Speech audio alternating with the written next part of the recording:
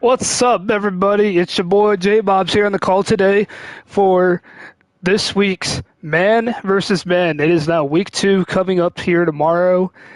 Um, this week I'm actually on schedule. I'm doing this on Wednesday. My intention is to do this every Wednesday throughout the year.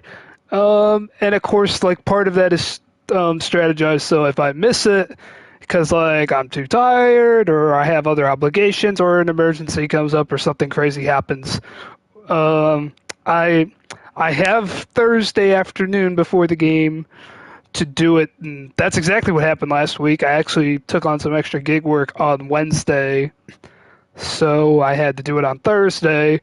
But from now on, I would say plan on catching me on Wednesdays on this stream to do the man versus man simulations going forward.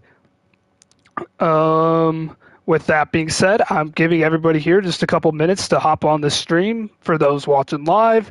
For those of you watching while this has already been archived and recorded, you can go ahead and skip the next couple minutes or so if you wish, so you don't hear me just talking about random stuff in life that is not necessarily pertaining to man versus man or potentially even league play. Speaking of which, for those of you in League Born Gentlemen, which the majority of my audience is, um, that first week was a little wild. In fact,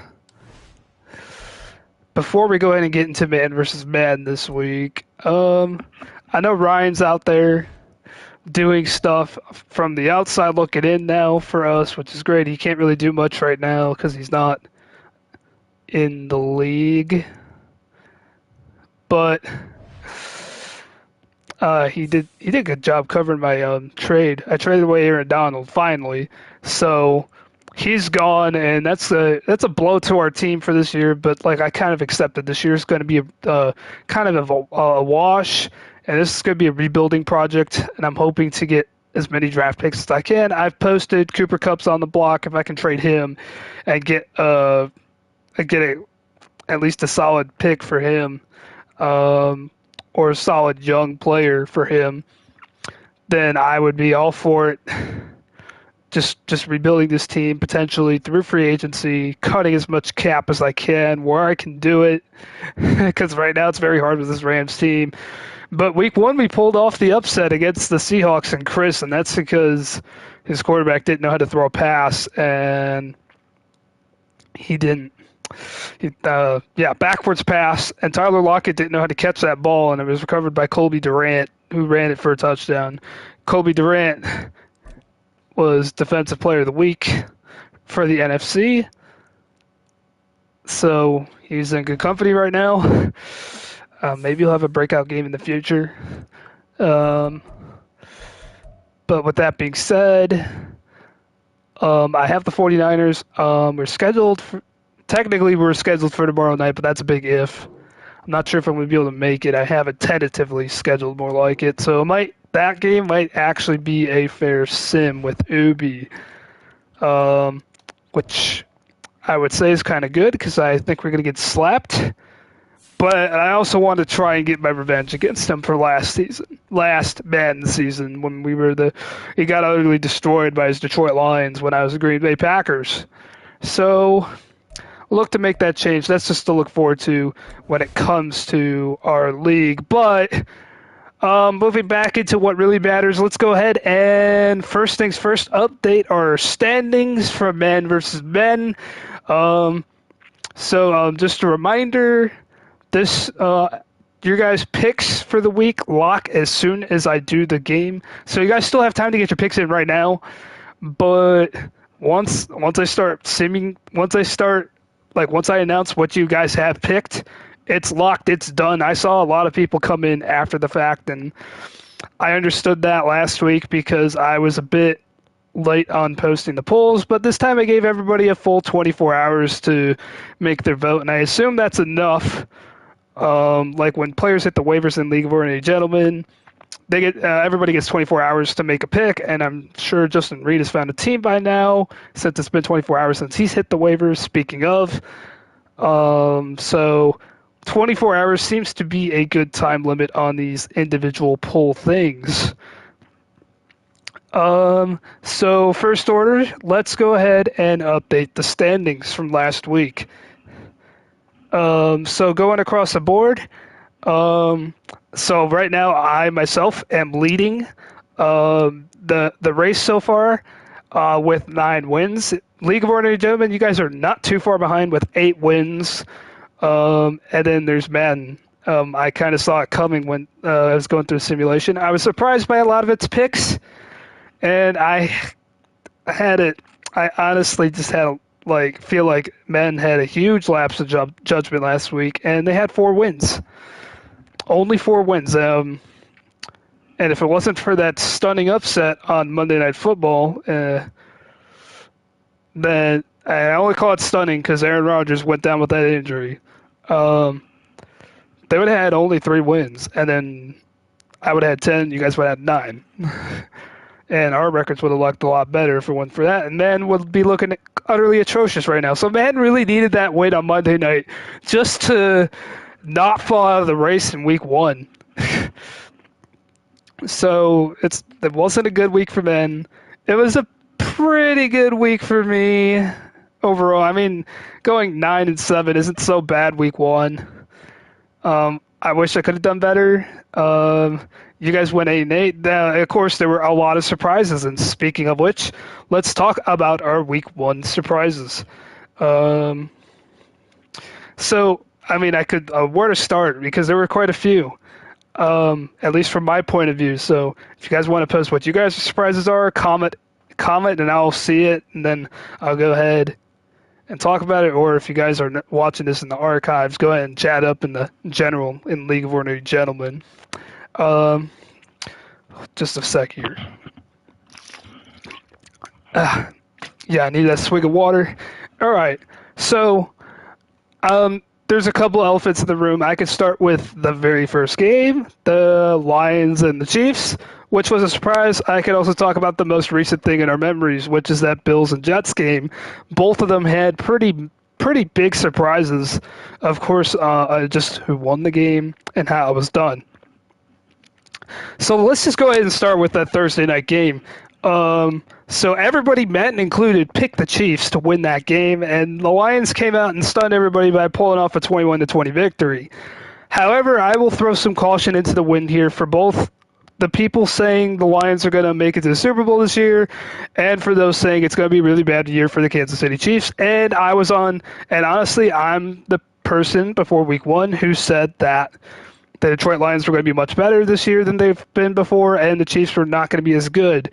So I'm going to throw some caution in the wind this week. I'm not saying the Lions are going to be that great, and I'm not saying the Chiefs are going to be that bad. And I never said that. And I even admitted that the Chiefs were probably still one of the best teams in the AFC. I said the Bengals would be the class act of the AFC this year, and that's another thing to talk about here too as well this week. But we'll go ahead and start with what actually happened in Kansas City on that Thursday night that I recorded. So the Chiefs were without Kelsey, and they were without Chris Jones, excuse me. Both of those were huge blows to their team, and the best weapon that Patrick Mahomes appeared to have was Kadarius Toney. However you pronounce it. I think I'm mispronouncing it for some reason. And this dude didn't look like he could catch a football, and he stoned hands quite a few. And everybody that was watching, right after halftime, he had a pass that went through his hands. Actually, it bounced off his hands into a Lions defender's hands, who then returned it for a pick 6. And that allowed the game to be tied at 14-14 at the time. And then the Lions would just, after that, fight punch for punch with the Chiefs, but until then, the Chiefs had control of the game, and they could have very well kept control of the game had they just had Toney just knew how to catch a football.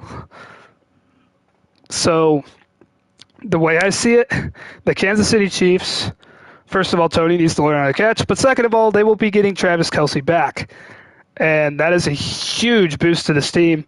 He might be getting old, and we'll see how old he really feels out there next week. And I don't think he'll be as good as in years past, but he's still going to be a formidable threat for the Chiefs' offense, especially in red zone situations. So look for him to get like really involved, especially without there being a top receiver for the Chiefs, as I mentioned before. And here's the thing about the Lions. Yes, you guys beat the Chiefs on the road. It feels really good. Uh, don't get carried away yet. Don't get carried away yet. I would be feeling those highs too, but you guys won by 1 point on the road against a team without two of its best players in Jones and Kelsey. And they shot themselves in the foot several times. Let's be fair. I mean, it wasn't just Tony. I mean, the offensive linemen, they false started. They committed holding penalties. There was just a lot of disciplinary issues over there for the Kansas City Chiefs on offense in particular. And the Lions' defense was something I may have been questioning a little bit going into this year. That would have been the one thing that I thought that would get in the way of the Lions. And to be quite frank, yeah, they did good for what was given to them. They did what they were supposed to do, especially since they were facing Patrick Mahomes. But quite frankly, that wasn't as much of a test as I thought it would be for the Lions' defense. And the Lions' offense didn't look all that great against the Chiefs' defense, which I had questions about as well. The Lions scored 21 points. 7 of those came off of the hands of Kadarius Toney. So really, their offense only scored 14 points. And yes, one of those touchdowns came in the fourth quarter, which was clutch, and that shows just how clutch Jared Goff and that offense can be in those situations if you let them hang around. However, I don't know if that's like let's jump on the bandwagon and say the Lions are winning the Super Bowl type of material. I think we need to throw some caution to win both ways here. I mean, the Chiefs are going to be good, and the other thing I must say, if there was the team to replace the Chiefs, it's definitely not the Raiders, who were the only team in the AFC West to win Week 1. I don't think they'll be, and that's because unless you were saying there was going to be a tie between them and the Broncos, someone had to win that game. But I don't think they'll be the team replacing the Chiefs. If the Chiefs don't win that division, it would be the Chargers. The Chargers are the best of the other three, and let me just say, again, this wasn't really surprising, but I'm just talking about the Chiefs here and their chances to hold on to their grip in the AFC. The Chargers' defense looked worse than I thought against the Dolphins. I mean, Tyreek Hill's going to be Tyreek Hill, but like I know you can't stop him, but a good defense can contain guys like that and contain guys like Jalen Waddle. And they didn't. They just failed to do it. And it raises some eyebrows to me. And yes, they scored 34, but they gave up 36. If they're going to keep losing games that way, that's not a winning formula. They might not even make the playoffs at that rate. They have to improve. So for right now, if I'm a Kansas City fan, I'm just chilling out, waiting for our next few games. Because right now, there's not really a huge threat to them until either they completely collapse and some major surprise happens with Jimmy Garoppolo and the Raiders. I don't see it happening. Or the Chargers just get it together before the Chiefs can. So I'm throwing a lot of caution to the wind with this Thursday night surprise. Yes, it was a surprise. It's great for the Lions. It's humbling for the Chiefs. It's not a season-ending thing. It's just a humbling experience for the Chiefs. They will bounce back. And I still think they're not going to be as good, of course, and I still think the Lions are going to improve. But none of those predictions are going to be amplified by this Week 1 result. So I feel like I spent a lot of time talking about that because I feel like the internet is going crazy over both of these two teams right now for different reasons. So let's jump to the other elephant in the room. That's the thing that happened most recently between the Buffalo Bills and the New York Jets. And here's where I will overreact a little bit more because I feel a bit more inclined to do so. The New York Jets lost Aaron Rodgers. That is a huge blow to their team. And it's great that they pull off the Monday Nighter. And I think if there was a live line for Vegas after Rodgers suffered the Achilles injury and got carted off, I mean, I'm not sure how many people were having memories of what happened in 2018 when he came back and won that game for the Packers. I certainly did, but this time he was for real out, and he's for real out for the season. So these fears are true for Jets fans, and my condolences. And it's great that you guys won that game, but now I don't have too much faith in your team with Zach Wilson. He didn't look that great coming in to replace Rodgers. And that one nice touchdown grab by the guy sharing his last name, the former Buckeye, Garrett Wilson, making that spectacular catch to help the Jets win that game. Of course, that punt return to actually win the game in overtime, but Zach Wilson did pretty much nothing, and that's got to be concerning for Jets fans if they want to have any shot at anything this year. And then as for the Buffalo Bills, my gosh, that was utterly disappointing. I mean, I could say the same thing about them as I said about the Chiefs. I mean, their defense looked good. That's the one thing. I had a little bit of questions about that. Their defense did look good, but I mean, it was Zach Wilson, so I'm not getting too excited about that. Also, the Jets' offensive line was porous. But with that being said, the Bills' offense, the team, basically what they built their entire rest of the team around, Josh Allen and Stephon Diggs. I mean, they did all right connecting with each other. The problem is when Josh Allen was trying to throw in other places, he just kept misfiring, getting picked off. He got intercepted 4 times. He even fumbled once, and it was recovered by the Jets, so he turned it over 5 times. Not a great look for Josh Allen. Not a great look for the Bills' offense.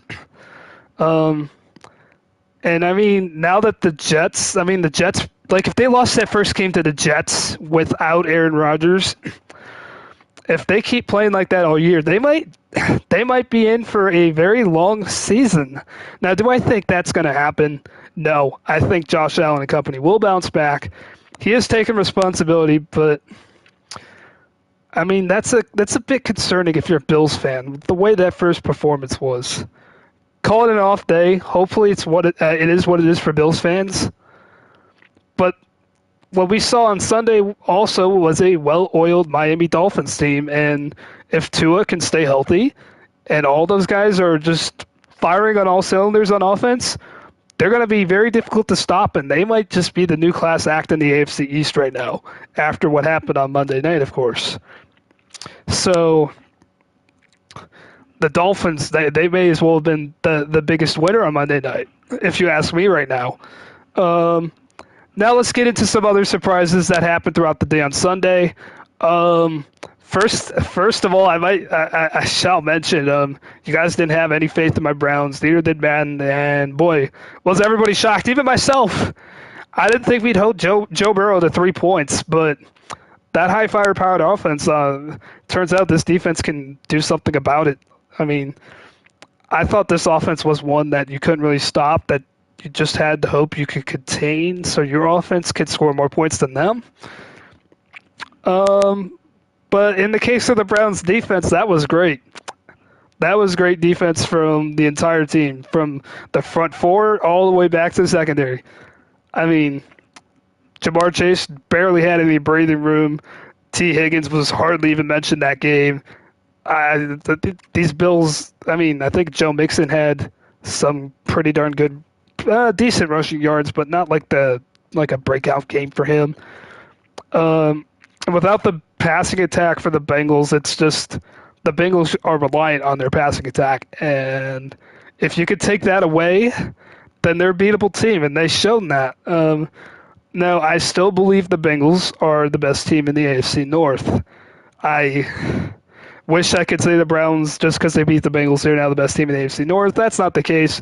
I'm not jumping off on the rails saying my team's going to the Super Bowl yet. I do feel a lot better now, of course.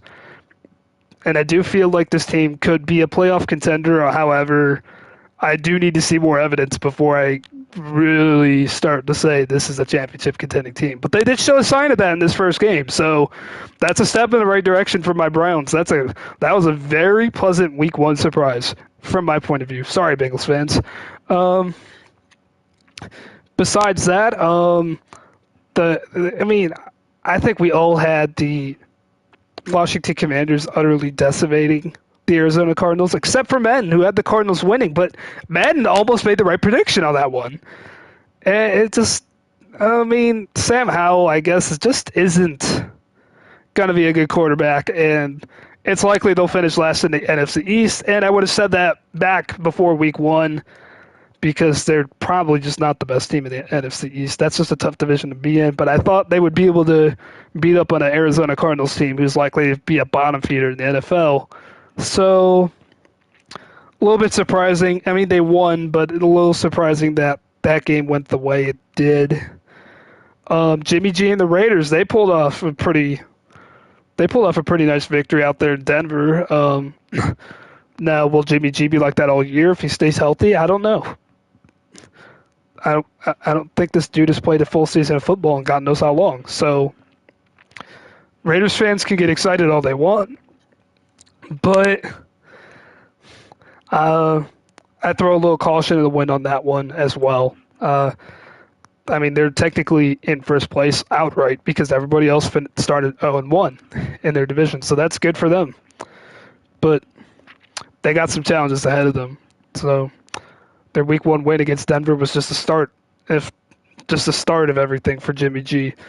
If he is really to prove himself as a starting quarterback, he has to win more games, and I don't think he will. I don't think he will. It's Jimmy G. He'll either get hurt or he's playing for the Raiders. The Raiders seem to find ways to choke left and right. And then I think, there's actually 3 more surprises now that I look across it.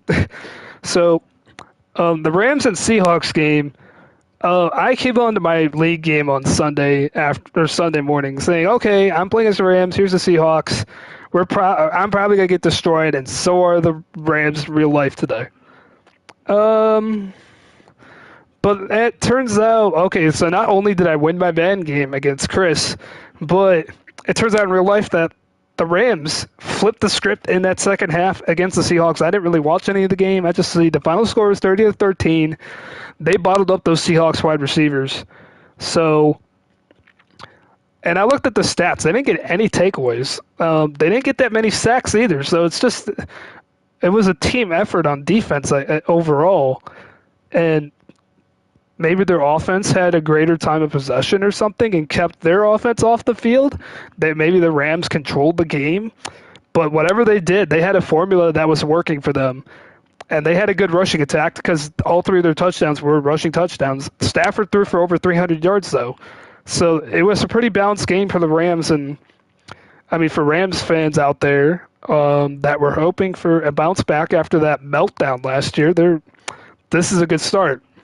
I don't get too excited, but this is a good start. They'll have to play the 49ers Week 2, so yeah, good luck with that. And then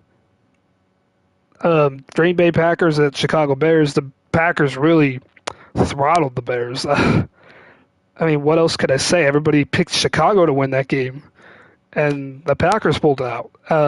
So it turns out the Bears might just be as bad as they were last year. Simple as that. But also Jordan Love made some pretty good throws in that game, and maybe we're all underestimating him.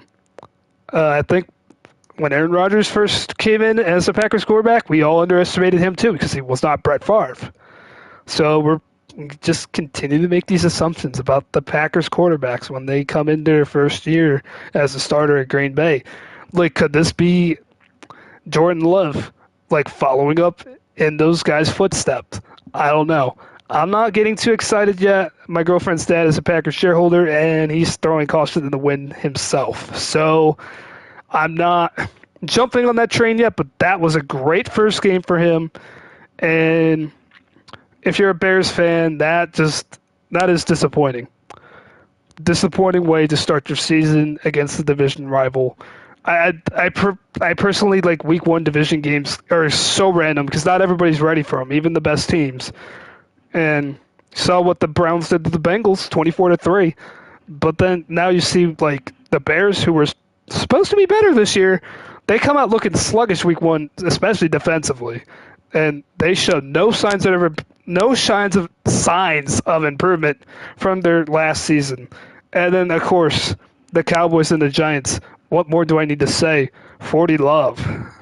But anyways, only you guys, the League of Ordinary Gentlemen, picked the Cowboys to win. I had the upset for the Giants, and so did Madden.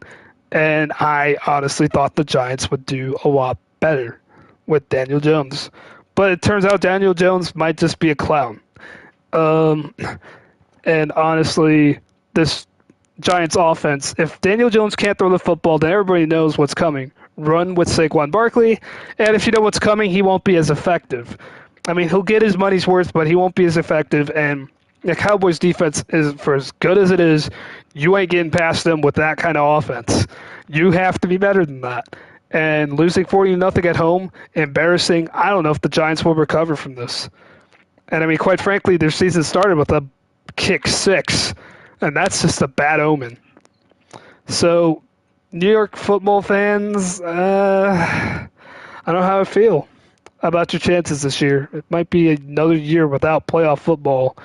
I mean, the Giants made it last year. I hope you guys are still riding on that because it looks like it's going to be a long season for both New York teams.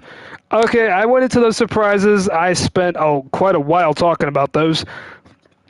So now, without further ado, before I actually, you guys can go ahead and comment, like I said.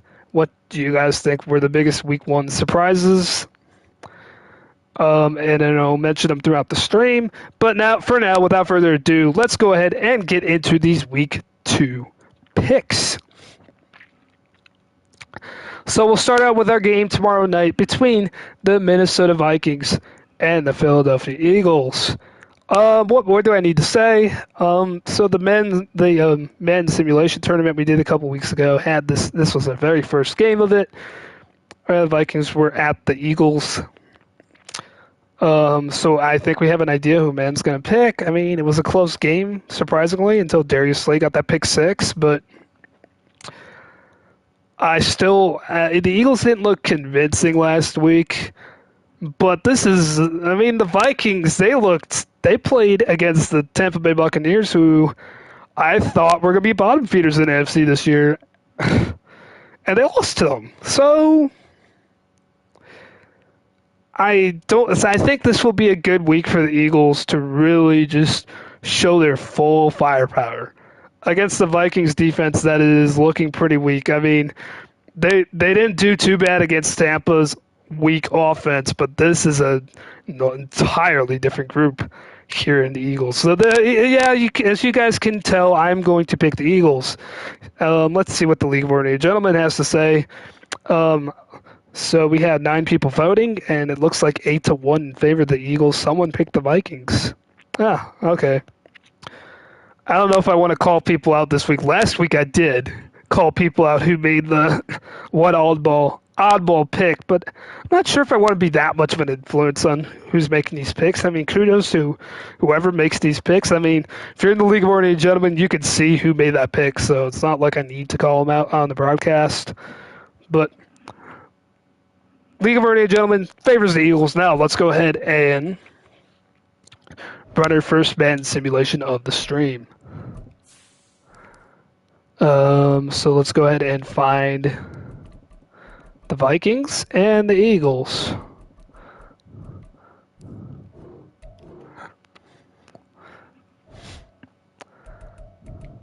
It's a night game, so we'll go ahead and do that. And we'll run through this stream just as we have before. Plan to sim to the end of the game, but jump in if we have to.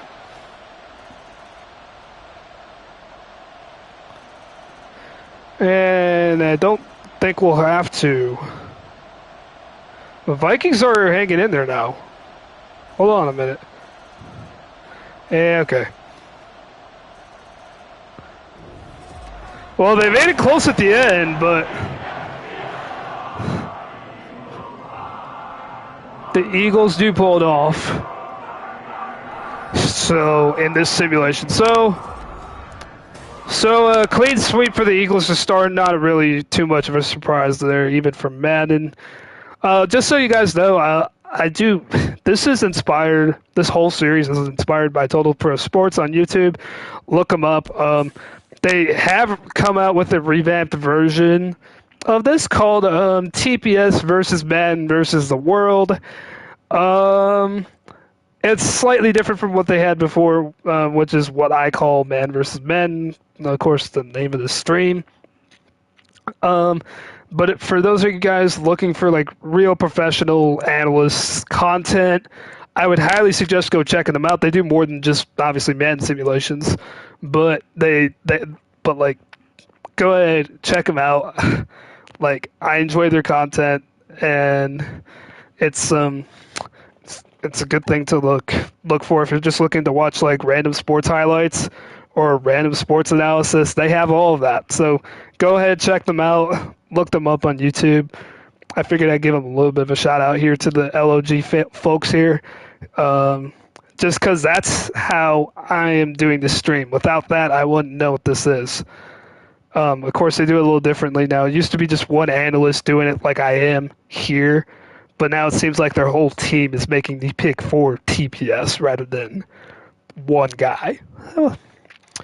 So like go ahead, give them go check them out. I don't know when their TPS versus Man versus World is coming out. I think those come out on Fridays, which is a little sus to me because they record before the Thursday night game, but then they release after all the editing and stuff because they do more high quality videos. Well, I'm just live streaming all this. But anyways, on to our second game. We have the Chicago Bears at the Tampa Bay Buccaneers. So, well, okay. We all thought going into the year the Buccaneers would be the bottom feeders. The Bears would be a team that's competitive for a playoff race. If you asked me about this game a week ago, like make your week 2 picks now, even before week 1, I would have been like, the Bears are going to win this game easily. But now I'm not so sure. They look sluggish. The Bears did against the Packers at home, and then the Buccaneers took out the defending NFC North champion Minnesota Vikings. So maybe this Buccaneers team isn't as bad as we thought. Maybe this Bears team isn't as good as we thought. Or maybe they were just as bad as last year. Maybe it was just Jordan Love being better than what everybody said. So this is a game where I feel like it could go either way. It really could go either way. Baker Mayfield has a point to prove to everybody. He has a lot to prove, and he's going to come out looking for that. But so Justin Fields still has a lot to prove too. People are saying he can't throw the football. He obviously can run with it. He's done a great job at that. But if he can't throw the football, he might want to reevaluate like his position in the NFL. Maybe he wants to transition to a wide receiver.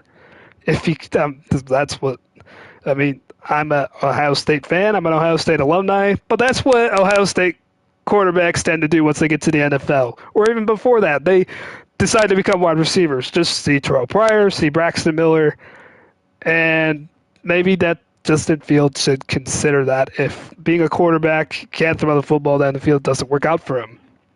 But ignoring all that for now, this is a tough one.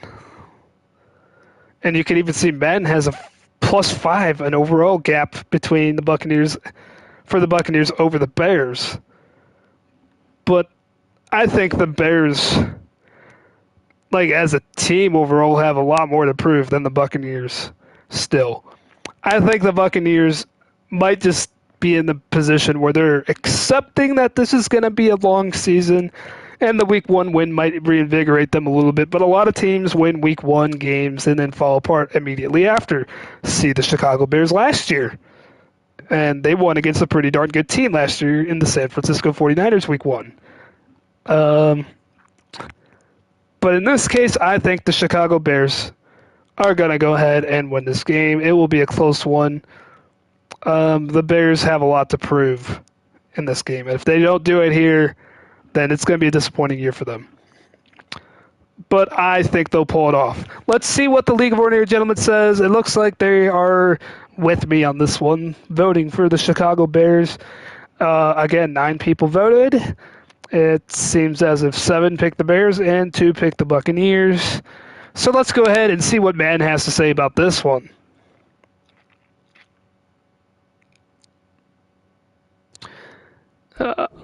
Sorry. So, randomize the weather, because I don't know what the weather's going to be out there in Central Florida.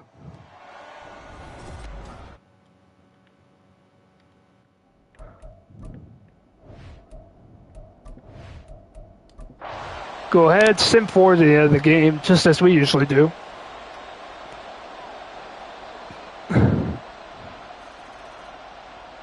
So yeah, the Buccaneers have a lead. And it looks like they're gonna... Yeah, it looks like they're gonna finish off a pretty solid victory here. We'll go ahead and jump in for the last minute 34. As men seems to think that this is going to be the start of a long season for Chicago. Because 17-7 deficit here, faced with a 3rd and 6, and Fields is sacked.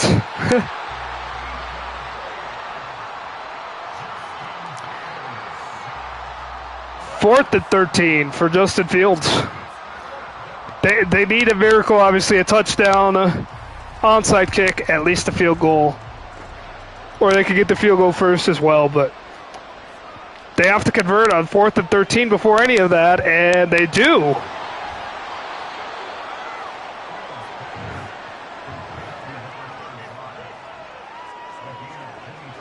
But they're under a minute now, so they're running out of time here. They got to hurry up and get to the line. They also only have 1 timeout. Perhaps they want to kick the field goal here. Try to kick a 56-yarder and get to within 7 from here, but they're going to keep trying to throw. It's incomplete. I think a good strategy here would be to attempt the field goal right now. It's a long-forgotten strategy in the NFL. If you're trying to pull off a miracle like this one, trying to save that time as much as possible is crucial. Because you don't know, if you get the onside kick, you don't know how long that second drive will take. So taking the points here would be ideal, but they're not doing that. They're going to go for it here, and it's incomplete. They wasted about another 6 or 7 seconds there, and it's 3rd down. The longer they go without scoring points, the faster their chances to dwindle, from Madden's point of view anyways.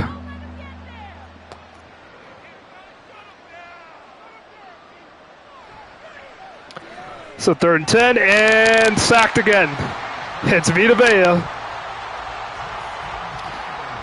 Just eating alive the Bears' offensive line, and the Bears are not even going to call a timeout here, so from my point of view, this game's over. They call it with 14 seconds. Why would they do that?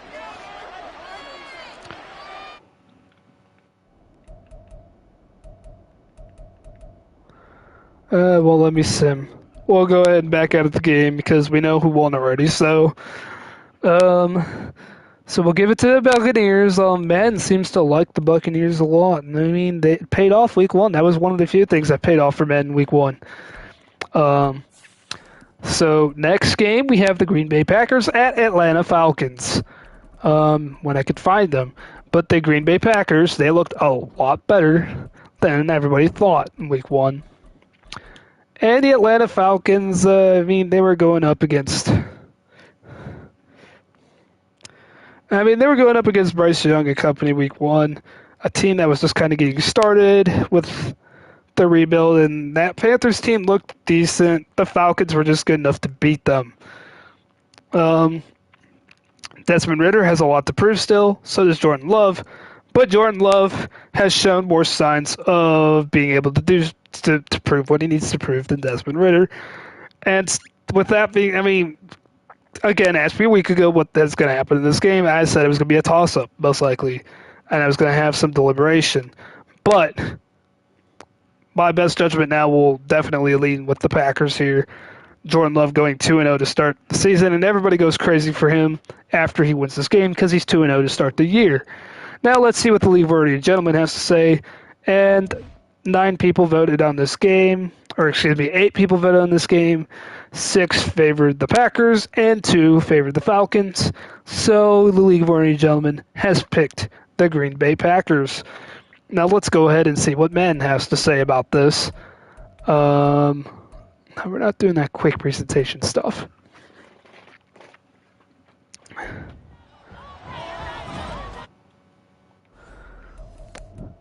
So the Packers, they've either had some really good memories in Atlanta or some really bad ones. Haven't had too many in this particular stadium, though. But right now, it's not looking so hot. The Atlanta Falcons just dominating this game here. Packers finally on the board. Hold on, it's a little interesting here. So the Packers get a touchdown, get back in this game, but the Falcons look like they're about to wrap it up here. They have a 4th and 5, but they're in field goal range. And it would make it a 2-score game. It would make it really hard for Jordan Love and company to get back in this game. Now, I wish it would turn it to the back automatically for field goals like they do in the broadcast in real life. But here's a 40-yard attempt. Oh, wait a second! Madden had them faking it, and they didn't get it. I don't know what that was. I don't know what the hell that was.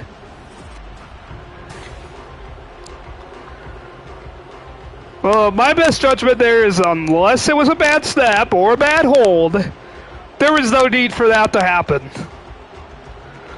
Give your kicker a chance to kick the field goal and give your team a 2-score lead. Now Jordan Love has a chance to be the hero, and this would be a classic Atlanta Falcons finish if they manage to lose this game.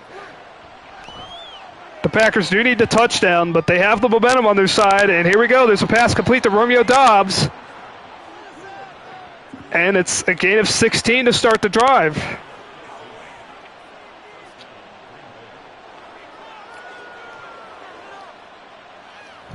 And it's coming up in a minute and a half. They need to pick up the pace. They don't need to rush. They just need to pick it up. They do have the 2 timeouts. Love throws right side, and that's dangerous. That could have been picked. So Madden doesn't have him doing as good as he did in the previous game against the Bears. Of course, that Bears defense is really bad. The Falcons defense is not the best, but it is probably better than the Bears defense, and they're at home. Well, so were the Bears, but they could use this home field advantage here. It can get pretty loud here in MBS, but that doesn't seem to matter right now as Romeo Doubs has another reception.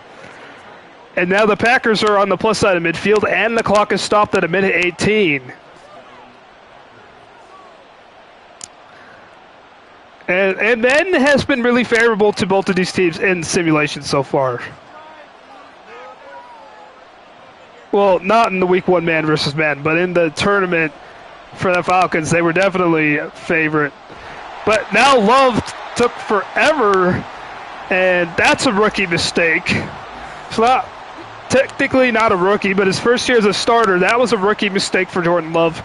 He had all day to throw, and if nobody's open, that's when you get outside the pocket and throw it out of bounds. In that case, he did not. He took the sack. That is the worst case scenario now besides the turnover, and now he's in trouble. But he finds Romeo Doubs again. His get out of jail free card, number 87. And that he got exactly what he needed for that line of gain, maybe a yard more. Yeah, he needed a 31. He got to the 30. And once again, out of bounds to stop the clock. So this Falcons team, they just can't seem to put the dagger in just yet. They've had chances to do so, and now here comes the safety blitz. It's picked up. Love throws, incomplete.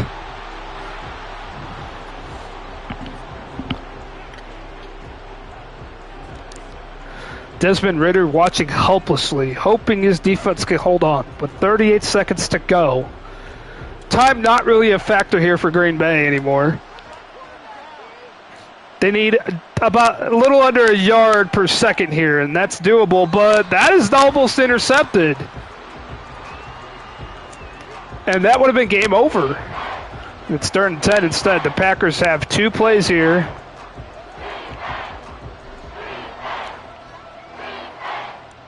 They have 2 plays to get 10 yards. Who else but number 87, Romeo Dobbs? Play action, which really doesn't do anything. Oh, it's broken up at the last second. And it was intended for Dobbs. Instead, it's 4th down. This Falcons defense, they need one more stop. That big play, that clinching play that's been eluding them so far in this simulation. Can they get it here?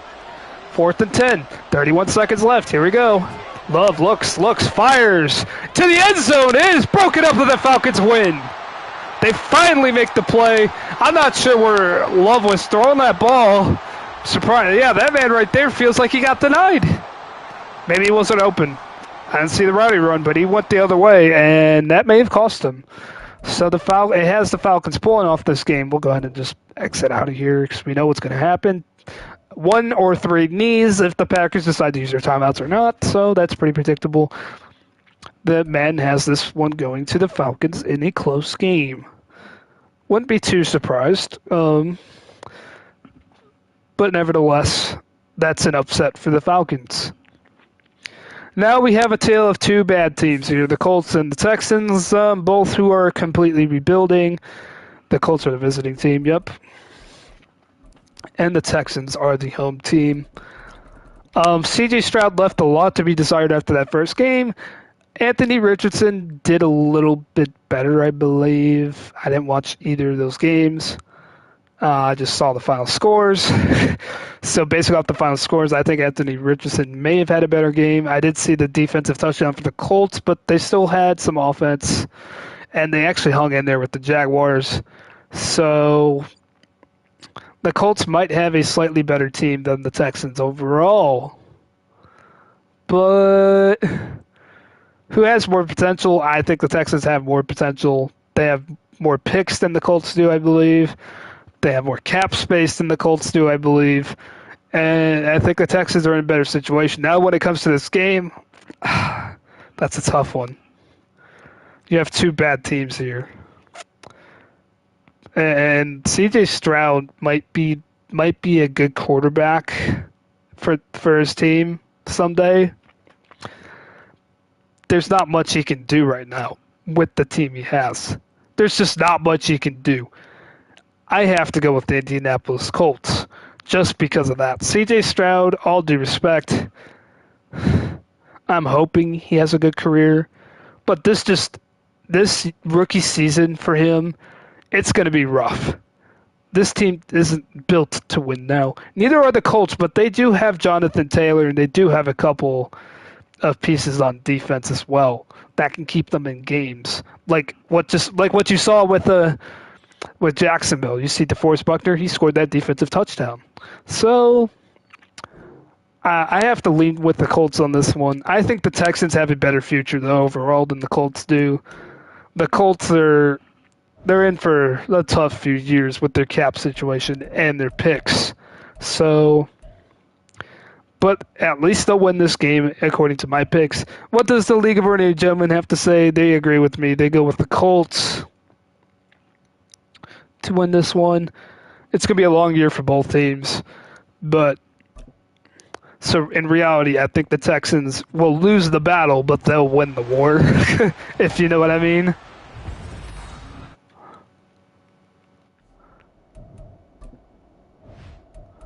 So let's just go ahead, sim for it.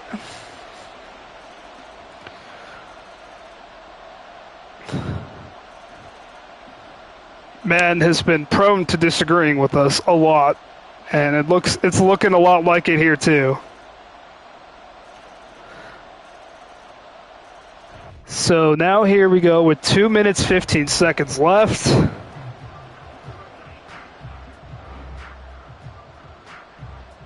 I thought the Colts just scored.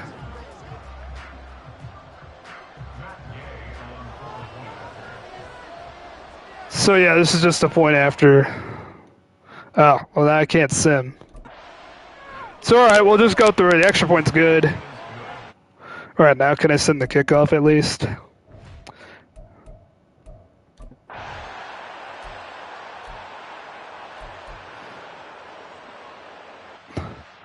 All right. All right, 2 minutes to go now. I was hoping to get to a change of possession, but we'll just go ahead and jump in right here. 3rd and 16 for the Texans. Interesting decision here. They can run the ball and force the Colts to use one of their 2 timeouts, or they could take a shot down the field and hope to get the first down. I think the logical answer is you just give up and run the football. And that's exactly what the Texans do. And they don't get anywhere close to the first down, but they do get a chunk. And that might help them flip the field, and it causes the Colts to burn one of their 2 remaining timeouts. However, the Colts are still in a good situation. They have plenty of time. They have the 1 timeout, and they only need a field goal. So it's not like wherever they get this ball, they'll have to drive the entire length of the field. They just need to get within field goal range. And this will be fair caught, most likely. No, they do get a block there, so chance to return, and return to the 23. So here comes Anthony Richardson leading the Colts out there.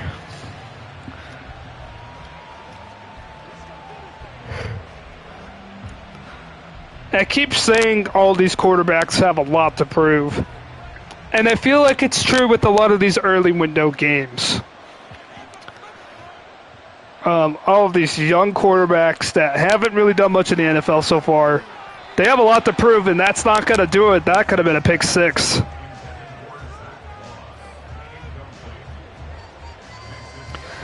That was a dangerous check down throw for Anthony Richardson, and he almost threw a pick 6 that would have pretty much sealed the deal. There you go on 2nd and 10. Richardson looks deep right, and he's got his receiver, but he dropped it. He dropped it on the hit, and now it's 3rd and 10.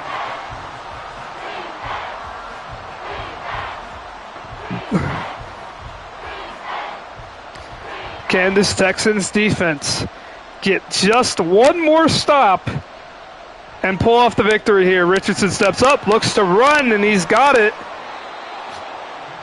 First down, 1.5 minutes to go. The clock is running.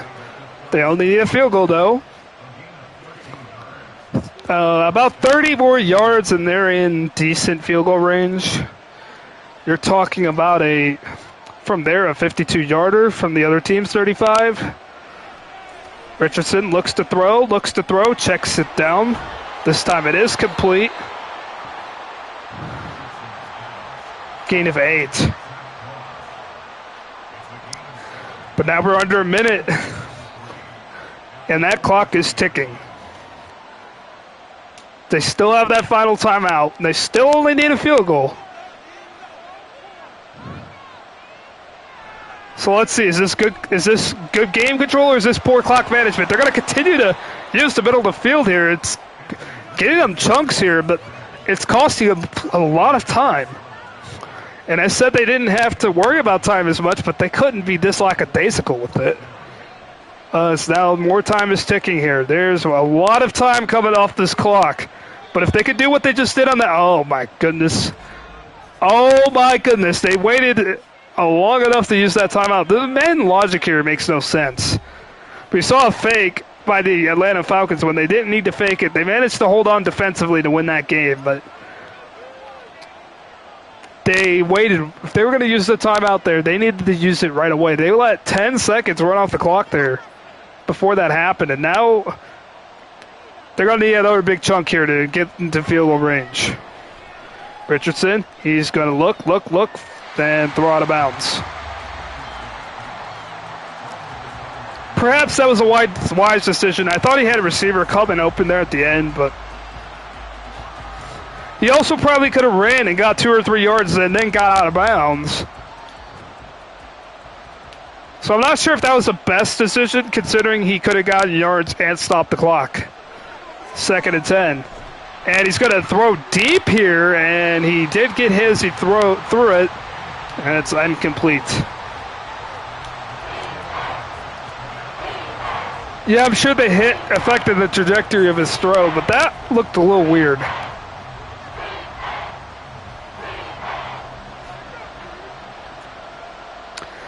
Now, is he still going to use the middle of the field here? Because I don't know if they have time for that anymore here with 14 seconds. He's going to go quick and go deep. And there's nobody even close to that one. It's incomplete. 4th and 10. 10 seconds left. Now, not only does he need 10 yards, he needs to get out of bounds, too. So the Texans, they really just need to guard the sidelines here. And the end zone, of course. 4th and 10. They are going deep. It's broken up. Texans win. So, Madden has the Texans pulling off in a close one. Again, a tale of two really bad teams here that are both rebuilding. I gave my take on that the Texans are in a better situation. I thought the Colts were the better team now, but Madden doesn't seem to think so. So next we have the Seahawks at the Lions. Oh boy, okay.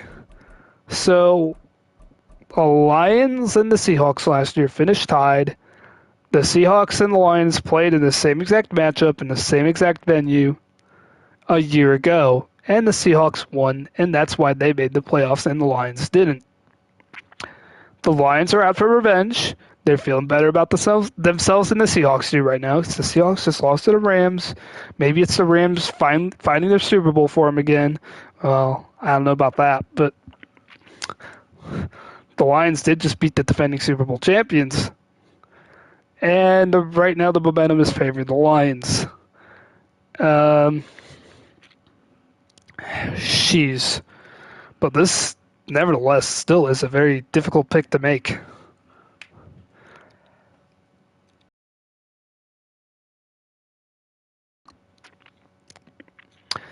The Seahawks, Lions, I probably got to go with the Lions here. I think the Lions, they're a good team this year. They're a pretty good outfit for a team that looks like could win their division for the first time in a very long time. But let's see what the League of Ordinary Gentlemen has to say about this. They agree with me, and pretty resoundingly. 8 people voted, and 7 of the 8 went with the Lions. But Madden has been very prone to disagreements today so far, so let's go ahead and run this simulation. What will be perhaps the most interesting game of the 1 o'clock window, besides maybe the Bengals playing the Ravens. That one will also be very interesting. So let's go ahead and sim to the end of this game here, or jump in when we need. 7 up so far. Just like last year's game, Madden has this being a shootout, but this time it's favoring the Lions.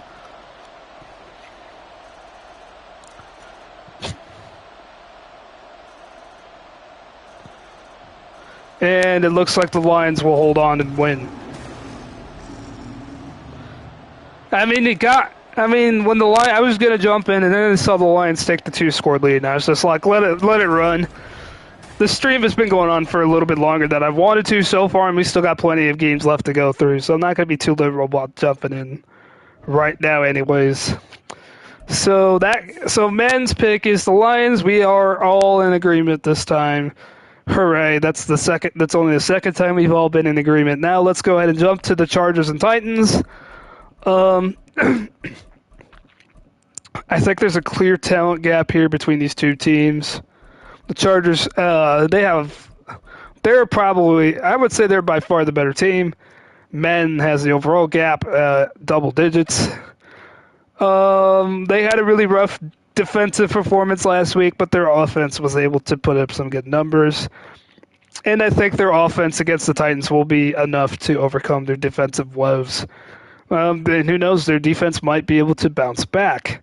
So for this, I'll go with the Chargers, and so does the League of Ordinary Gentlemen. The league voted in favor of the Chargers by a final vote of 7-2. 9 people voted. So let's go ahead and enter those in, and let's see what the Madden Simulator has to say about this one.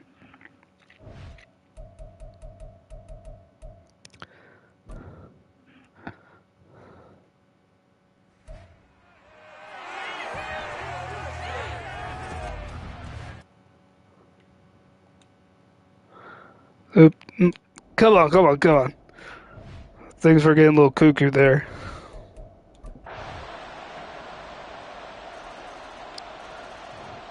A little back and forth here, and it has the Titans staying in front early on, now by 2 scores. The Chargers do have a quick answer, but it looks like the Titans... Wow, it has the Titans, like, dominating this game. Okay. And that just comes to show that overall gaps don't seem to matter to Madden. This is a pretty resounding victory here for the Titans. I don't see that being the case. Neither is the league. I don't think the Titans will have really much of a chance in this game. I could be wrong. The Chargers defense might just be utterly atrocious, and their offense might not be as good as I thought, but I think that this is a bounce-back game for the Chargers, and they really need to bounce back, and I think they do it. Like, seriously, come on, man. Anyways, on to our next game. We have the Bengals, but they are the home team, so let's go ahead and find the Ravens, who are the visiting team. This is our first really big matchup of marquee opponents so far in this stream, I feel like. 2 teams that are legitimate contenders here, playing the AFC North. The Ravens are off on a better foot right now than the Bengals, but of course the Ravens played the Houston Texans, and they weren't all that convincing against the Houston Texans. It took them until the beginning of the fourth quarter to really take control of that game. The Bengals looked utterly atrocious last week, and I could pay tribute to my Browns by saying the Bengals will bounce back this week, and they will have a good offensive performance against this Baltimore defense, which is still pretty good. It's probably not going to be as good as it was a year ago, but I still think they'll pose a threat to the Bengals offense. In that playoff game last year, even with Tyler Huntley as their quarterback, they were pretty much controlling that game until Tyler Huntley fumbled at the 1-yard line, and then you know the rest. So I could pick the Ravens just based on that. Based on the fact that Joe Burrow was stymied in that game. And then, of course, Lamar Jackson's back for the Ravens offense. This is really tough to gauge because there hasn't been a recent history with these 2 teams in this stadium where Lamar Jackson's been fully healthy, but the Bengals had Joe Burrow, Jamar Chase, and this high firepower offense. I think the Bengals have won the game in 21. Last year I was actually there with my friend Austin for that game, the Week 18 game, but of course the Ravens were setting a bunch of starters. And then in the next game, the wild card round, which was just a rematch, Lamar Jackson was still hurt. No J.K. Dobbins for the Ravens. This is a tough pick. This is another tough pick. I mean, all the trash talking Jamar Chase is doing about my Browns team, he might have something to prove. I don't know. He really didn't have anything to prove, and then he gave himself something to prove, I feel like. So, I don't know if that's a good thing or a bad thing. And do I really think he's going to perform better against the Ravens defense? I think he will. But how much better is the question? And the weather is going to be a factor. Because we saw that in Cleveland week 1. It could be the weather. It could have just been the weather, too, that affected the Bengals a lot. It definitely favored the Browns on that day. I will admit that the weather helped. So this is a pick I do have to think about a little bit here. But in all honesty, I think unless I saw like the Ravens clicking on all cylinders last week, which offensively they weren't, and they lost Dobbins to the torn ACL, torn Achilles or whatever. Well, I think it was Achilles. Um, I think the Bengals are still the better team. They will bounce back. Week 2 victory. It will go to the Bengals here. So let's go ahead and enter in my pick. I'm picking the Cincinnati Bengals here. Uh, that's a hard pick for me to make. I hate both of these teams. So I don't know who to root for here. Probably the Bengals because the Browns already kind of beat the Bengals and we have the advantage over them right now. Whereas the Ravens, we haven't done anything yet. So I'd be rooting for the Bengals and I'm picking, or I should be rooting for the Bengals. I'm also in Cincinnati and it just makes it irritating that Bengals fans are talking trash everywhere. So somebody's got to lose this game and I'll look at it as a win either way, I guess. So the league already, we have been in complete agreement so far. This one was a closer pick for the league as I expected it to be. It was a very difficult pick for me, but 9 people picked. 6 of you picked the Bengals, 3 of you picked the Ravens. This game could go either way. But let's see what Madden has to say about this one. I haven't seen a Madden simulation between these two teams just yet. Perhaps the toughest of the 1 o'clock games here on Sunday afternoon to pick. Well, we do have the Chiefs and Jaguars. That could be another one as well. Because a lot of good 1 o'clock games here, which is something you don't see all that often in the NFL. Like, I'm surprised this isn't in the later window. Probably for TV reasons. Let's go ahead and see what happens there at Paycor.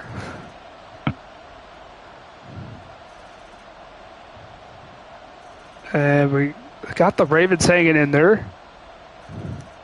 But not for long enough. The Bengals, 24-21 is an appropriate final score, but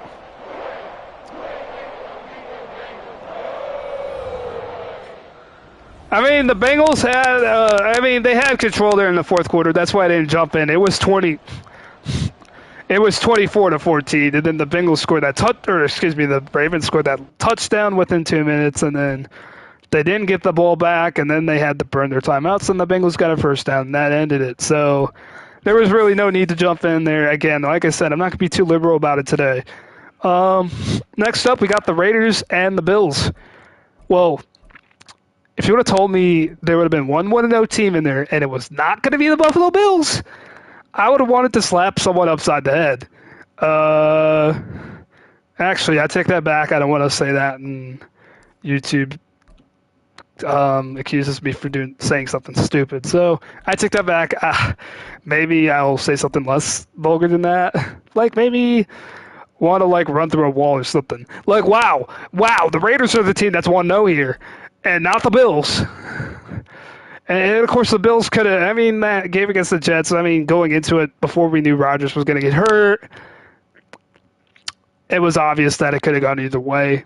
I picked the Bills because I thought they were the more experienced and well-oiled machine than the Jets were overall, besides Aaron Rodgers, of course.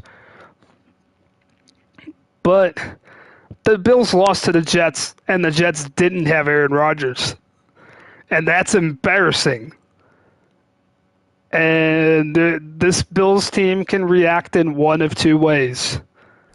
They can let it get to them. They could think about it longer than they need to, or they could follow the 24-hour effect, stew over it for a little bit, but then let it burn a fire in them in practice this week and focus on taking on this Raiders team. This Raiders team who pulled off a nice win week 1.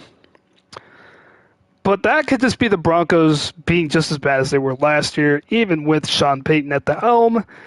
And I'm less likely to favor the Raiders in this one, even though the Bills didn't look great in their week 1 matchup. So this is a bounce-back game for the Bills. I think they win. I think they win by at least 2 scores here.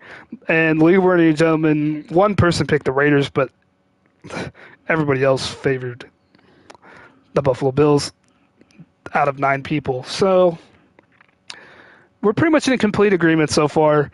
I haven't really had to make an upset pick so far. I could have picked the Ravens, of course, just to deviate a little bit, but I just have a lot of trouble picking them in that game against the Bengals right now with all their issues with these injuries, especially on the road. If it was a home game for the Ravens, I probably would have picked the Ravens in the similar circumstances as they are now. But the fact that it's in Cincinnati makes me lean towards the Bengals. But here, it doesn't matter where this game's at because I think the Bills dominate. So let's go ahead, sim forward here. So, Madden has made some pretty heady predictions. So don't be too shocked, but it looks like Madden has some sense in this one. Oh, yeah. For once, Madden is making sense here.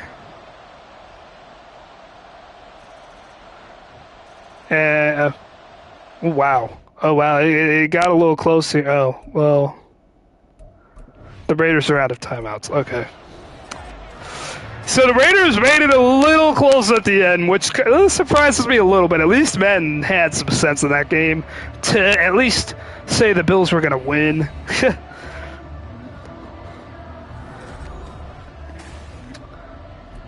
I mean, it could be a long season for Buffalo if they manage to lose that game. There's going to be some desperation, some backs against the wall there, and I just think Buffalo is a better team. Now we got the Kansas City Chiefs at Jacksonville Jaguars, a divisional round rematch last year, but this time they're in Jacksonville instead of Kansas City. Kansas City Chiefs, like I said, week 1 disappointment. Jacksonville Jaguars, week 1 relief because they almost lost that game to a pretty bad Colts team. This is a bounce back game for the Chiefs. Travis Kelce's coming back. Chris Jones is coming back after he ended his holdout. So the Chiefs should be fully healthy for this game for the most part. The Jacksonville Jaguars, I don't see who they have hurt or anything. I think they'll put up a fight, and I think it'll be close.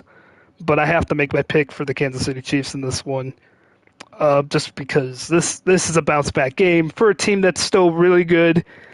And this isn't like the Bills situation here where they have to feel like they're desperate. They're not in as tough of a situation as the Bills are after that week 1 loss. But I still think there will be some desperation despite that from Kansas City. And I think the Jaguars will have trouble keeping up with this Chiefs offense even without their best receivers from the past. They still have Kelce after all. So give it up for the Chiefs here. And the league says they're going to pick the Chiefs. I mean, generally, I expect the league to favor the favorites. I mean, I'm more interested to see like the distribution, and this one is the exact same distribution as it was for the Bengals and Ravens, except favoring the visiting team here, the Chiefs. 11 people voted, 6 people for the Chiefs, 3 for the Jaguars. And this is our last of the 1 o'clock window, coming right up. And then we'll move forward to the later window.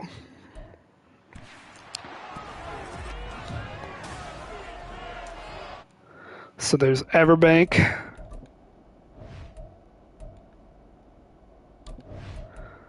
And we'll jump forward to the end of this game as we always do, unless we have to jump in. Okay. So like I said, the Jaguars will put up a fight. They're going to put up a fight. They might even win. I have the Chiefs winning, but it could go either way theoretically. The Chiefs just kind of dropped the dagger there. I was about to jump in, and then the Chiefs dropped the dagger with that touchdown, and they pull off a 20-10 victory here in this man simulation. So now we're through with all of the early window games on Sunday.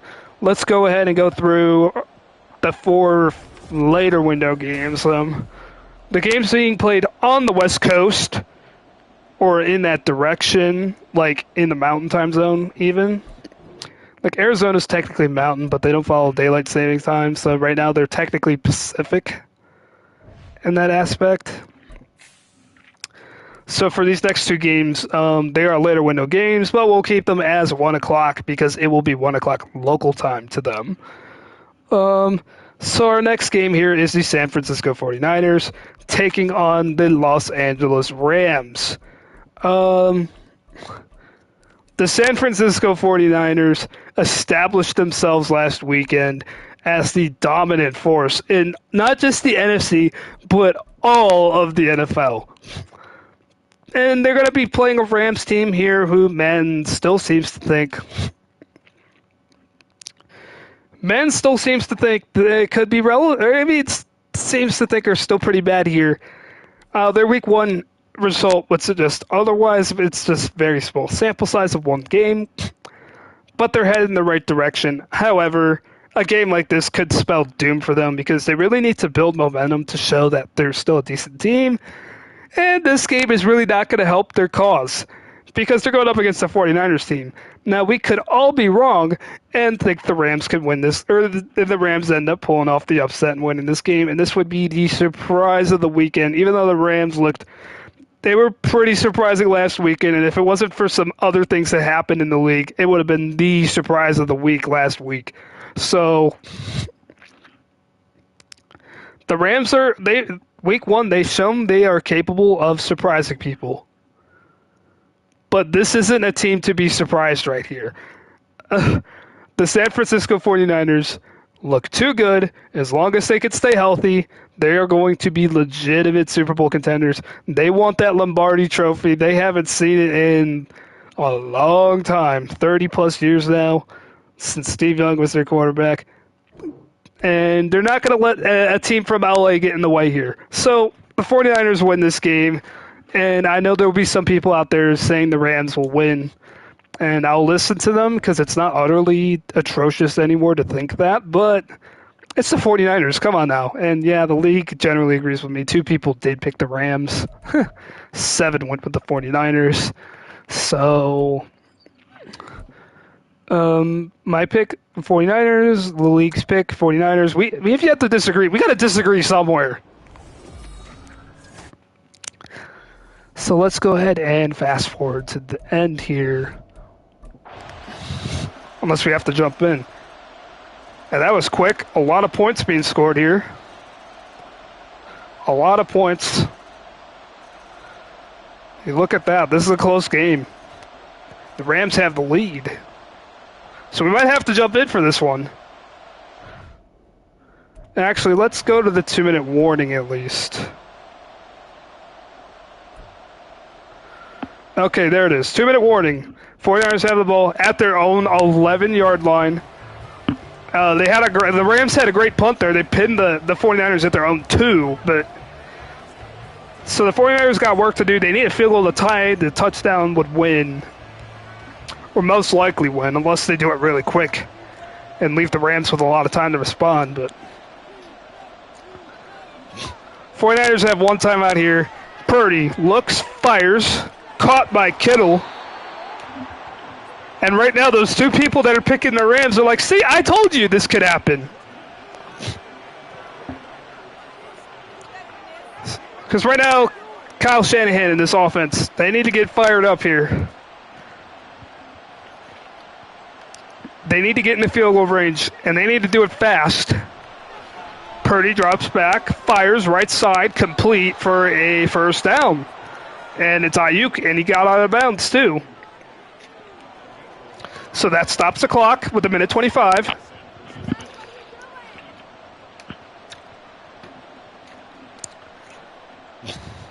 And the 49ers have a first down.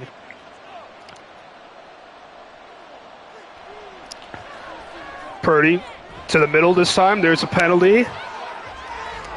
And I think that was caught by Samuel. And it doesn't matter because it's defensive pass interference against Durant. Well, he was a hero in my league game, but in this situation, he's a 0 because even though Debo caught the ball, the penalty stops the clock. So now Purdy looks, fires to the left. It's broken up, incomplete. That is not a fumble. That is an incomplete pass. How big a fumble would have been there for the Rams? It would have been immaculate because it would have been game over. But it is an incomplete pass. It'll be 2nd and 10.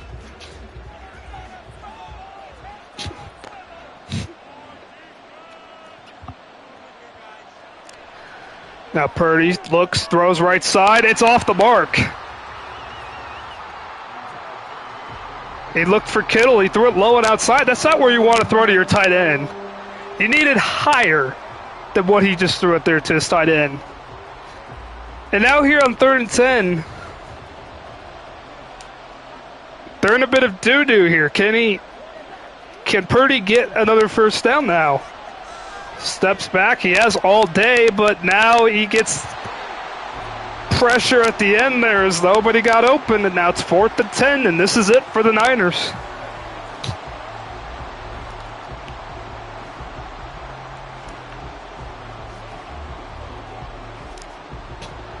They have to convert here or they are toast.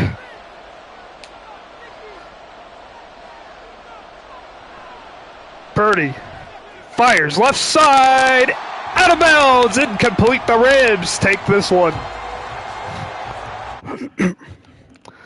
So just to speed it up, we'll back out of here because we already know what's going to happen. 27-24 is the final, and Madden has the Rams pulling off the victory in what would be a stunning upset. I mean, they're heading in the right direction. I don't think they're heading that far in the right direction, though, to say that they'll beat the 49ers. They did beat the Seahawks, but the Seahawks aren't as good. So we'll move on now. Giants and Cardinals. A tale of...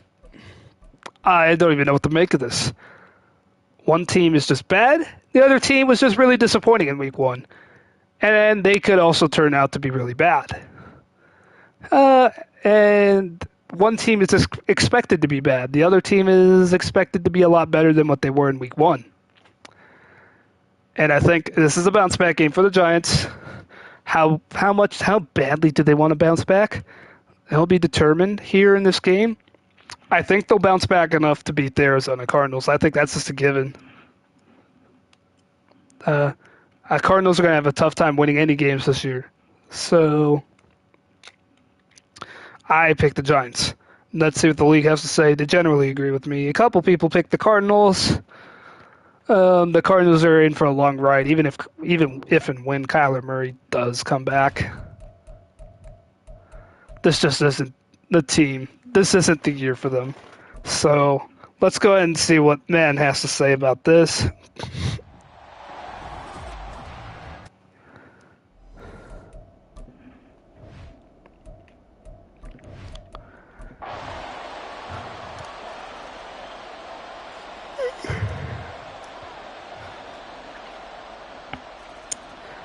So Cardinals are hanging in there. But if the Giants really want to bounce back, they're going to have to win this game by 2 scores at least. And Madden doesn't have that happening. And look at this. Once you look at this, the Cardinals have tied the game, and now they have a chance to win it here.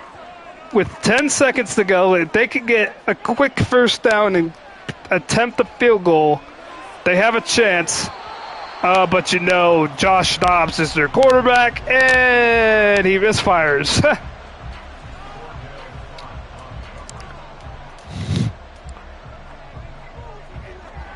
They have a 3rd and 13 situation now, which they'll need to convert here. Well, they don't need to convert. They just need to get in range, technically. But that line right there is pretty good measure where the range is. Instead, Dobbs is going to just heave it. It gets to the end zone, and it's broken up. So we got overtime here. The Giants are going to get it. This is our first overtime this year in our man versus man simulation. So why not have some fun here?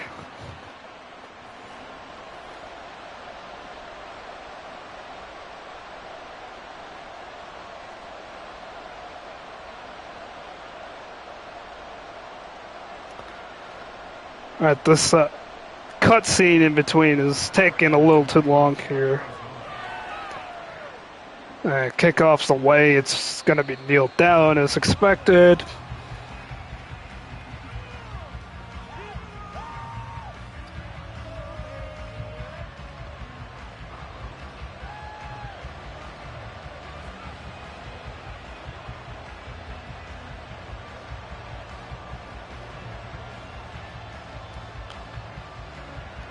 So the Giants have it at their own 25.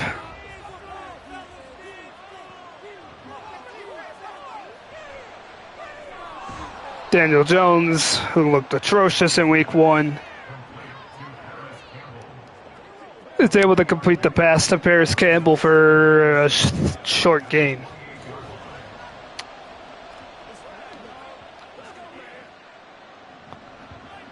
And now he's got 2nd and 7. If they get a touchdown, I'm cutting it off because it's a regular season game. So 2nd down, broken up, incomplete. So now it's 3rd and 7.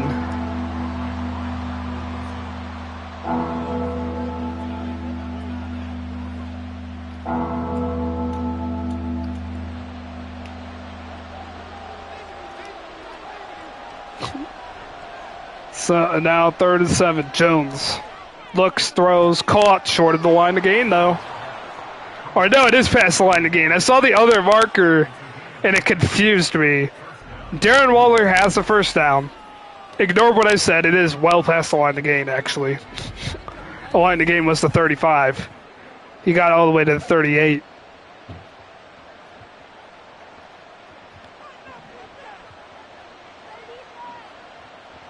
So a 1st down for the Giants. And Barkley gets stuffed for a loss.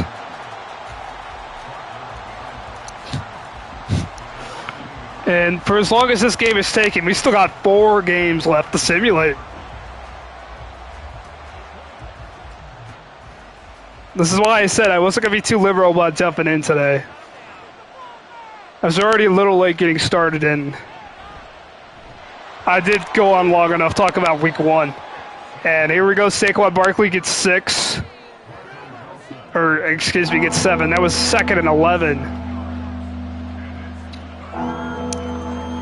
Hey, and either way, if this is what the result is, even if the Giants pull off a victory here, this is a disappointing result for the Giants. They can't afford to be in a game like this against a team like this. So nevertheless, this is entertaining for us to see if the Giants can even win. Darren Waller gets the pass, gets the completion for a 1st down. We expect the Cardinals to enter a full rebuild, so this really isn't helping their calls out either. They don't need to be winning games. They need to be, quite frankly, tanking for that 1st round pick. And if they don't have one idea for a 1st round pick, they can at least trade it and get a big haul for it, like the Bears did last year. Barkley gets 5. It'll be 2nd and 5.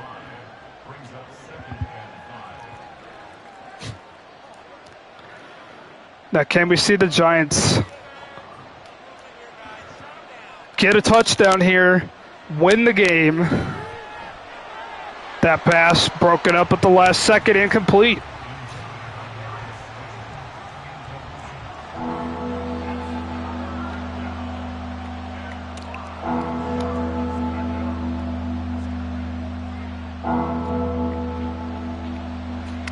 So now it's 3rd and 5. Daniel Jones.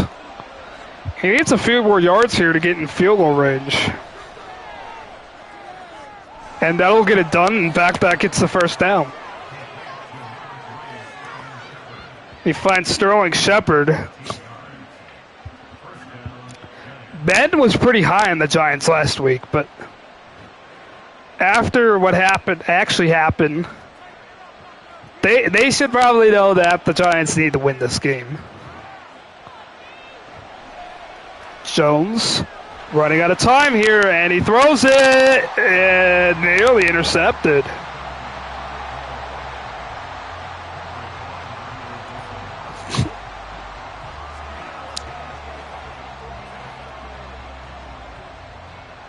Instead, it's 2nd and 10.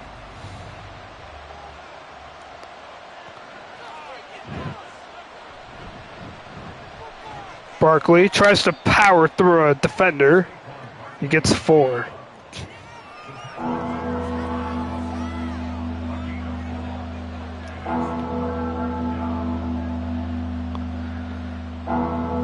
It's 3rd and 6. They are using up a lot of this clock here, so even if they have to settle for a field goal,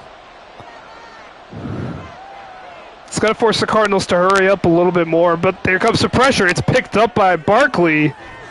It's complete, but it's short of the line of game.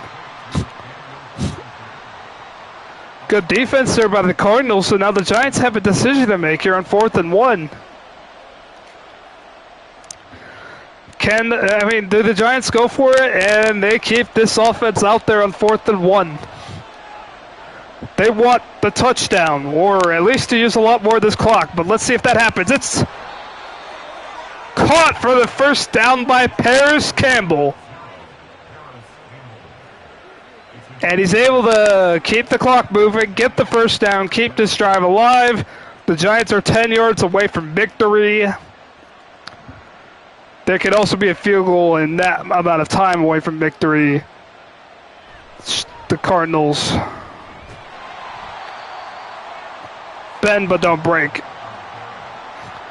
And here's a run that almost broke it loose to win the game, but White is able to make the tackle on the outside and keep this game alive for the Cardinals, and it's only a gain of 1, so they're still alive and well here on 2nd and 9. So we approach the 2-minute warning here in overtime. They fake the jet to Campbell. They give it to Barkley up the middle, and he's inside the 5 to the 4. They can get a first down inside the 1, and now Barkley's hurt. And that's going to hurt. On 3rd and 4, they could have potentially run this football here on 3rd and 4. But now I think it's out of the question without Saquon Barkley.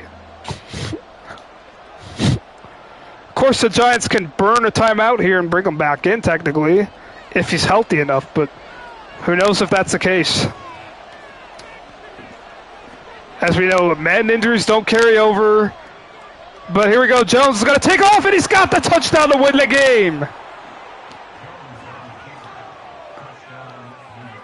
So, Madden will keep the game going here, but this is a regular season game. We're going to cut it off. That's a touchdown. That ends the game. In a playoff game, the game continues. And that's the assumption Madden is under. But we're not operating under that assumption here. Not just to save time, because we are a long ways in this stream, but also just to keep the integrity of regular season football. So the Giants win on a touchdown. Daniel Jones scampers it in, saves his team from utter embarrassment, but that's still not a good result for them if that's what happens. They go to overtime with the Cardinals and almost lose. So the Jets and the Cowboys are our next game, and this should be a pretty straightforward pick. Even with Aaron Rodgers, I think the Cowboys are just a more dominant team. I'm not sure if Madden has updated their roster or not yet. This is the one that would be very visible if they didn't. So they might still have Aaron Rodgers in there. I can't control that. I can't tell them to sit Aaron Rodgers. This is a clean sweep. Actually, no, 9 people picked this game, everybody favoring the Cowboys. So let's see what Madden has to say. Oh, yeah, if it wasn't clear enough, I was picking the Cowboys. We're in total agreement so far. So let's see.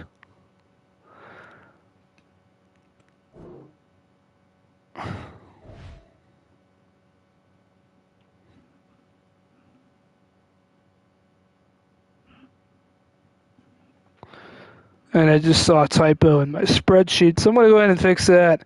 I had the Commanders at the Patriots as well as the Dolphins at the Patriots, and that makes no sense whatsoever. All right, so this is a true 4 o'clock game. So this is the first time we'll have it be a 4 o'clock window. We're gonna close the roof though. So that's realistically what will happen. But the Cowboys, they get their first home game coming off of that dominating win at the Meadowlands. And the Jets, Basically just saw their season fall apart before it even started. I mean, they got the win, and I hope they're good with that for the year because I don't see them having much else success. Madden seems to think they'll compete though, although I don't know if Rodgers is hurt or not in this game yet. So we'll have to see if Rodgers actually played. But nevertheless, Madden does have the Cowboys pulling this one out. And we'll see. Yeah, it says Rodgers is still healthy. Apparently, Rodgers is still healthy in Madden for now. The rosters have yet to update, at least for me. I know for you guys, but even with Aaron Rodgers still in it, Madden has this game favoring it well in favor of Dallas, which is the sensible pick to make here. So next we have the Commanders at the Broncos. Disappointing loss for Denver, and an escape job by the Commanders. Sean Payton has some worthiness left in him. This is the game to do it. If Sam Howell has something to prove, this is the game to do it. This is a game where there's a lot to prove on both sides. Now I'm going to go on a whim. I'm just going to say it. I think the Commanders are going to pull it out.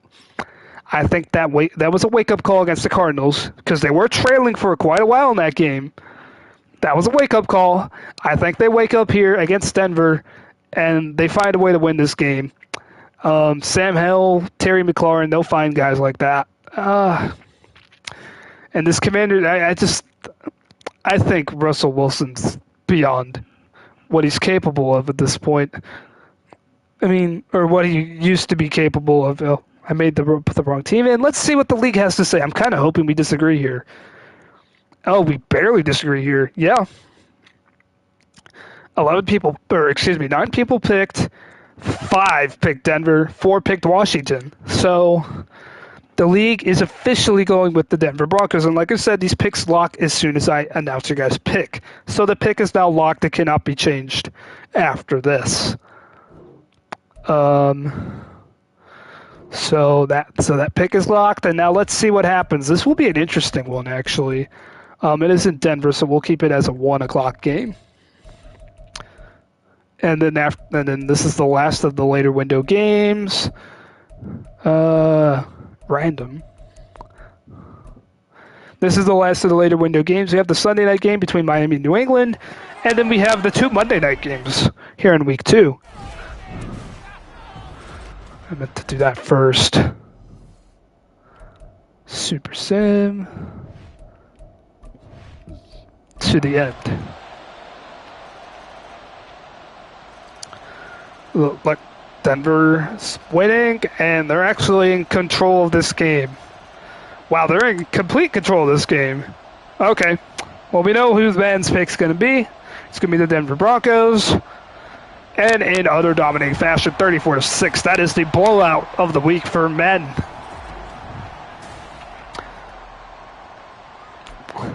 So, not much else to say about that. I mean, that game could go either way. I don't think it'll be a blowout in either direction. I think the Commanders pull it up, but the league and men both disagree with me. So, this could be where I either win or lose the week completely. Now for our final 3 games, the Sunday night game between the Dolphins and the Patriots. The Dolphins looked like a really well-oiled machine.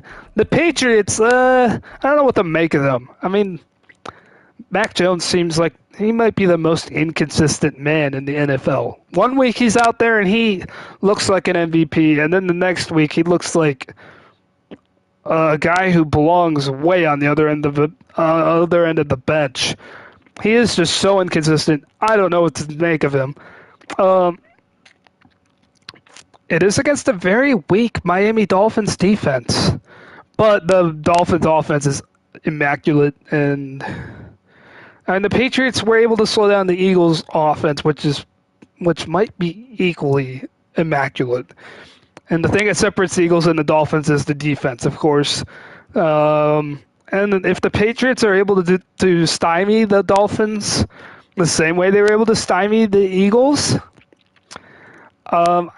I think they'll be able to pull it out, but the problem is I think there's some slight differences.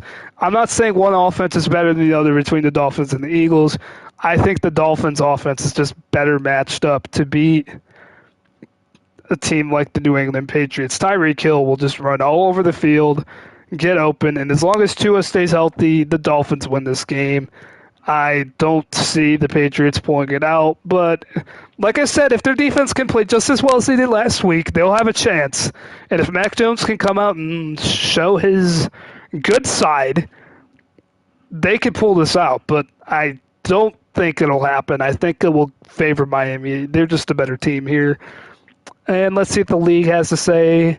Favoring Miami 6-3.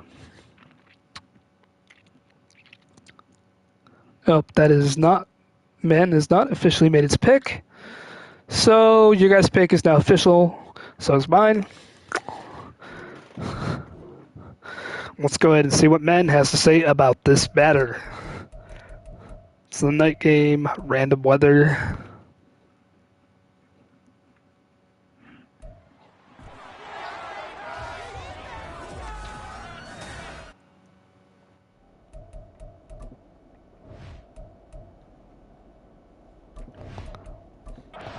I will go ahead and go to the end of the game, of course. This Dolphins offense, men, just has them being absolutely unstoppable. And the Patriots have no chance to win this game if that's what actually comes out on Sunday night. And yeah, I mean, they made it a one-score game technically at the end, but Miami was really in control of that game according to men, so didn't have to jump in there. Dolphins pull out a rather easy victory. I mean, the scoreboard doesn't do it justice. So now there's a Monday night doubleheader here. Well, not really a doubleheader because they're both going to be overlapping in times they're played, which as a Browns fan, that makes me feel a little queasy because, like, we're on Monday Night Football, but we're not going to be the only team covered at that time they kick off. In fact, most people will probably be tuning into this first game just because it's happening earlier, and they would rather see the end of that game before the beginning of the Browns. So, New Orleans Saints at Carolina Panthers. The Saints didn't look all that great in their first game with Derek Carr. Lots of field goals. They did get that one touchdown to get them across. It was enough to beat the Titans. The Panthers are a very similar team to the Titans right now in skill talent, except probably heading in opposite directions in that regard. The Panthers are only going to get better, but they're still in the rebuilding phase. And the Saints are probably still the better team here. So I'm going to go with the New Orleans Saints. Let's see what the league has to say. Oh, that's even more lopsided than I thought. 9 people picked, and 8 people of those 9 picked the Saints. I thought there might be some people out there who would have faith in Bryce Young and the Panthers, but only one person voted for the Panthers. So, Panthers have a home game here. Let's randomize this forecast and move forward with our second to last game of the stream.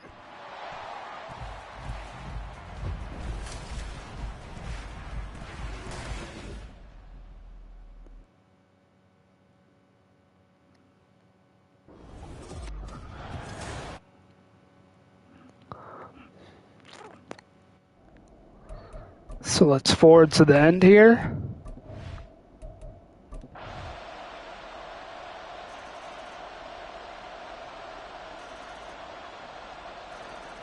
Saints generally have control of this game, but now the Panthers, now they take the lead. And now the Panthers have control, so this is interesting here. The Saints really don't have much of a chance here, and now the game's over. Okay, so Madden has Carolina pulling off the upset.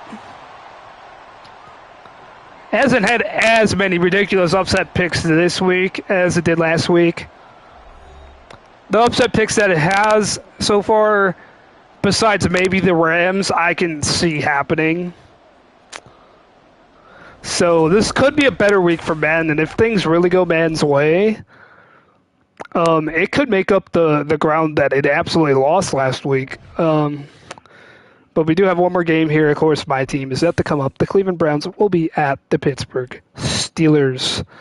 That was a pretty good performance from the Browns last week. My team, of course.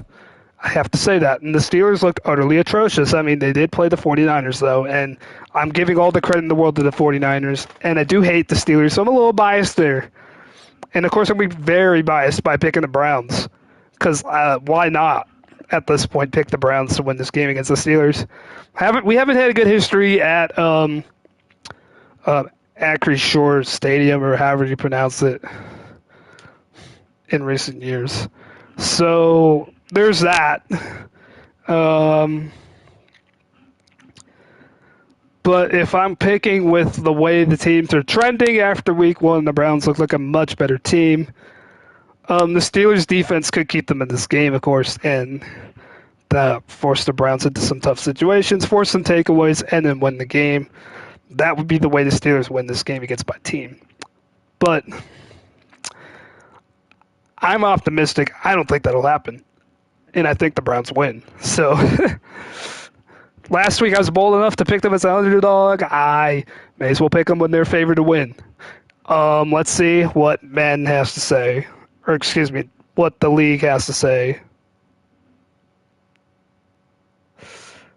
about this. I accidentally clicked out of the channel where all the picks are made. Let's see what happens. 11 people voted. 8 people are in favor of the Browns this week. You guys have a lot more faith in my team this week than you guys did last week. Perhaps that's just the team they're playing against, but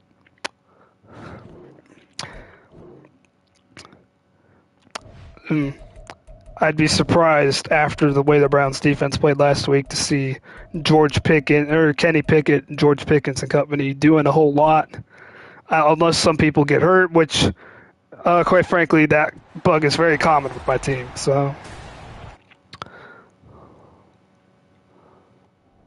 let's go ahead and fast forward.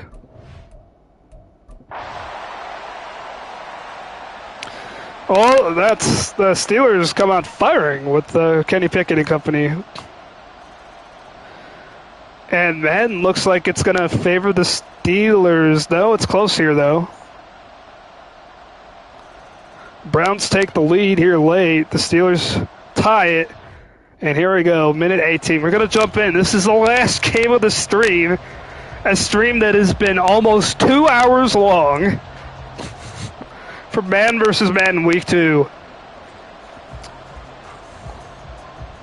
And now we got Dustin Hopkins coming on to attempt a 42-yarder to take the lead with a minute 18 left. The Steelers having 0 timeouts remaining. Hopkins' kick is good.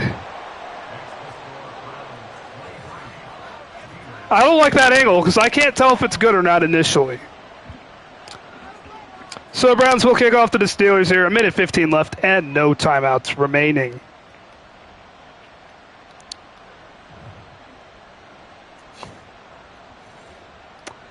These are tough times for Pittsburgh. And this might be a long season for them because I know Kenny Pickett went to Pitt. Pennsylvania is famous for Pickett's charge, for those of you history buffs out there. But this isn't the franchise quarterback, even for a team that's led by Mike Tomlin and a team that has an elite defense. I don't know if it's an elite defense, but a pretty good defense.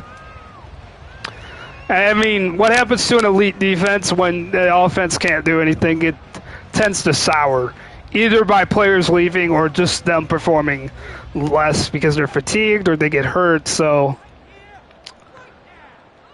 it's really football's really a complimentary game, and it's showing here.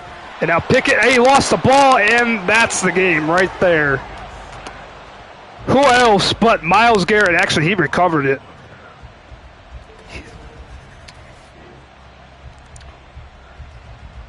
Garrett was the one that recovered it.